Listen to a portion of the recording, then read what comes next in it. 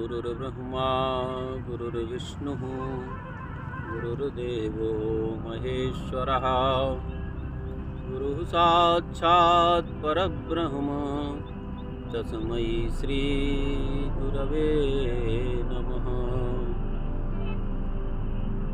परब्रह्म परमात्मा जगज्जननी भागीरथी माधव भगवान तीर्थराज प्रयाग के अधिष्ठात्री देवता गंगा यमुना त्रिवेणी का संगम तट और यहाँ के सभी देवी देवताओं को प्रणाम करते हुए आप सब मित्रों को नमस्कार। प्रायः सब लोग दूसरे दूसरे समुदाय पर टिप्पणी करते हैं, लेकिन हम सोच रहे हैं हमको अपने समुदाय के बारे में ही बात करना चाहिए। दूसरे की आलोचना की अपेक्षा स्वयं की आलोचना करना ज़्यादा उत्तम है। प्रायः आज ब्राह्मणों के ऊपर सभी वर्ण की दृष्टि जमी हुई है। हर व्यक्ति किसी न किसी रूप में ब्राह्मण से प्रभावित होता है, लाभान्वित होता है, अथवा कोई लोग ऐसे भी हैं जो ईर्ष्या द्वेष की दृष्टि ही ब्राह्मणों के प्रति रखते हैं। यद्यपि ब्राह्मण जो है जगत पूज्य है और पृथ्वी का देवता कहा जाता है, लेकिन ब्राह्मण का पतन इस कलिकाल में हुआ है। उसका प्रमुख कारण है कि हम जन्म से तो ब्राह्मण हैं, लेकिन हमारे कर्म ब्राह्मण सम्मत नहीं हैं। जैसा कि शास्त्रों में बताया गया था, संध्याहीनो असुचिर नित्यम अनरहः सर्वकर्मसु।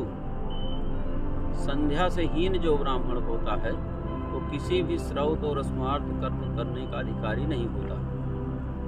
हम लोग संध्या नहीं करते हैं, लेकिन सभी कार्य में प्रवृत्त हो जाते हैं। हम लोग समय से उपनयन संस्कार नहीं कराते हैं, जनेऊ नहीं धारण करते हैं, शिखा नहीं रखते हैं, चंदन नहीं लगाते हैं, गायत्री मंत्र का जप नहीं करते हैं। नियमित त्रिकाल संध्योपासन का ब्राह्मण के लिए विधान किया गया है।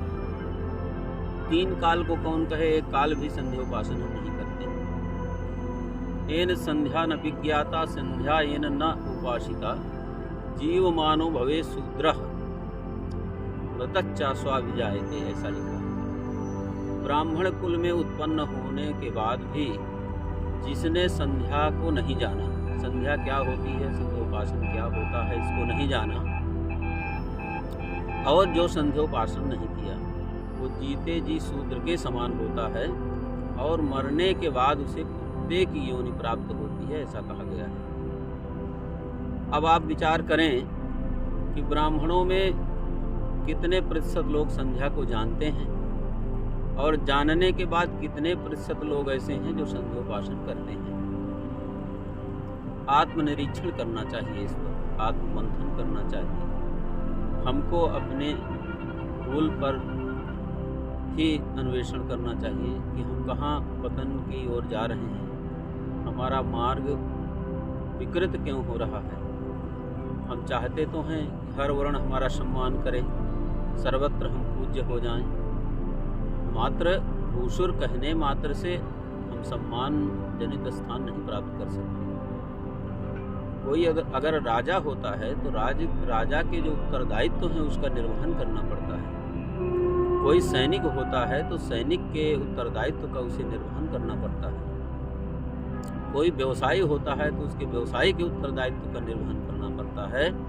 इसी प्रकार हम ब्राह्मण हैं तो ब्राह्मण के उत्तरदायित्व का भी हमें निर्वहन करना चाहिए। तो ब्राह्मण हम बनते कैसे हैं?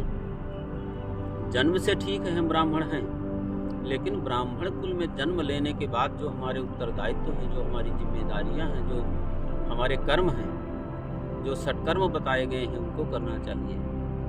अध्ययन करना चाहिए, अध्यापन करना चाहिए, दान लेना चाहिए और दान देना भी चाहिए, और यज्ञ करना भी चाहिए और यज्ञ कराना भी चाहिए। ब्राह्मणेन निष्कारणो धर्मः षडंगो वेदो ध्येयो ज्ञेयस्य। ब्राह्मण का बिना किसी कारण से ही यह धर्म है कि वो षडंग वेद का अध्ययन करे।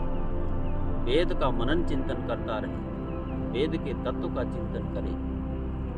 अब हम विचार करें कि हम कितना वेद जानते हैं, कितना वेद के बारे में चिंतन करते हैं, कितने तत्व का अनुसंधान करते हैं। हम ना तो संध्योपासन करते हैं, न गायत्री मंत्र का जप करते हैं, यहाँ तक कि हम सूर्यार्घ भी नहीं देते, हम उपवीत भी नहीं धारण करते। और आज की दशा तो ये हो गई है कि ब्राह्मण बालकों का उपनयन संस्कार ही कोई नहीं समय से करना चाहता। केवल फॉर्मेलिटी के लिए विवाह में उपनयन संस्कार कर दिया जाता है। यह कितना बड़ा अपराध है। एक संस्कार को जो 8 वर्ष से और 11 वर्ष की उम्र तक में हो जाना चाहिए, उस संस्कार को हम 25 साल, 30 साल, 35 साल की उम्र में करते हैं। 16 साल से तो ब्राह्मण प्राप्त हो जाता है, उसका उपनयन संस्कार नहीं होता। ब्राह्मण बालक का उपनयन संस्कार गर्भ या जन्म से 8 या 9वें वर्ष में हो जाना चाहिए, और यदि नहीं होता है तो गौड़ काल अर्थात 11 वर्ष में तो अवश्य ही हो जाना चाहिए। आप सोचिए हम किस स्थिति में इस समय बैठे हुए हैं। हम कहाँ जाना चाहते हैं? सम्मान चाहते हैं, सभी जगह पूजा कराना चाहते हैं, सर्वबंध होना चाहते हैं, लेकिन हमारी स्थिति क्या है? जरा अवलोकन करें, आत्मनिरीक्षण करें। बहुत ही दयनीय स्थिति है। हम सभी ब्राह्मणों का आह्वान करना चाहते हैं, सभी से निवेदन करना चाहते हैं कि वो अपने जिम्मेदारियों को समझें और अपनी अथवा अपने पूर्वजों की जो भी भूल हुई हो उसको सुधारते हुए अपने बच्चों का समय से उपनयन संस्कार करें, उन्हें अपने संस्कार में प्रेरित करें। आजकल माता पिता को यह कहते बड़े आसानी से सुना जाता है कि अरे अभी वो तो बच्चे हैं, अभी से क्या पूजा पाठ करेंगे, क्या सूर्य अर्घ्य देंगे। हम लोगों के पास लोग पूछने आते हैं ज्योतिषीय समाधान के लिए, तो अगर कुछ बताया जाता है कि बच्चों से कहिए ये जब करें, अरे पंडित जी अभी तो बहुत बच्चे हैं, इस कार्य में व्यस्त रहते हैं, उस कार्य में व्यस्त रहते हैं, पढ़ाई का नुकसान होता है, समय नहीं मिलता।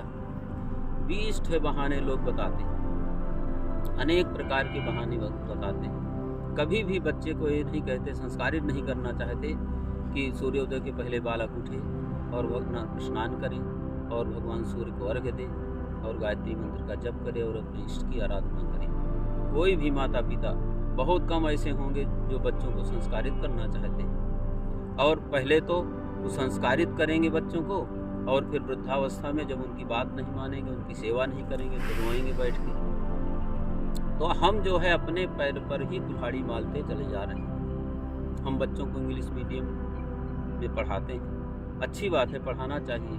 आंग्ल भाषा का भी ज्ञान होना चाहिए, विज्ञान का भी ज्ञान होना चाहिए, तकनीकी विषयों का भी ज्ञान होना चाहिए, तभी हम समाज के साथ चल सकेंगे, उठ बैठ सकेंगे।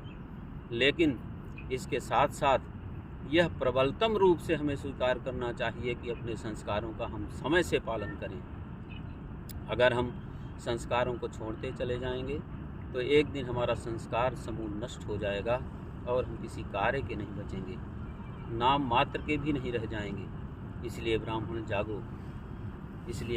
जागो और अपने बच्चों को संस्कारित करने के लिए कृत संकल्पित हो जाओ। और सभी लोगों से मेरा करबद्ध निवेदन है कि आप लोग अपने अपने बच्चों का समय से उपनयन संस्कार करें, उन्हें संध्योपासन करना सिखाएं, उन्हें गायत्री मंत्र का जप कराना सिखाएं, सूर्योदय के पहले उठने की आदत डालें और सूर्यार्घ्य देने की आदत डालें, और उनको धीरे धीरे मंत्र जाप में प्रवृत्त करना सिखाएं, उन्हें यज्ञ कराना सिखाएं, थोड़े बहुत उत्सवों में प्रतिदिन अथवा कभी कभी हवन करने की आदत डालें। अगर ये सब कार्यों करते रहेंगे तो संस्कारित बने रहेंगे और सनातन धर्म का भी उद्धार होगा। और जब ब्राह्मण अपने रास्ते पर रहेगा तो अन्य वर्ण का भी उद्धार करेगा, और इसके साथ पूरे समाज का उत्थान होगा, पूरे विश्व का कल्याण होगा, राष्ट्र का कल्याण होगा और पृथ्वी भी आनंदित होगी, परमात्मा भी संतुष्ट होगा। इसलिए ब्राह्मण बंधुओं, आपसे सादर निवेदन है कि अपने कर्म पथ पर चलते रहो। कर्म छोड़कर, धर्म छोड़कर आप अपनी किसी प्रकार की ऐश्वर्य की अपेक्षा ना करें। जो व्यक्ति अपने कर्म से पतित हो गया वो कभी भी ऐश्वर्यशाली नहीं हो सकता है। इसलिए अपने कर्म और धर्म का परित्याग न करो। हरिओम।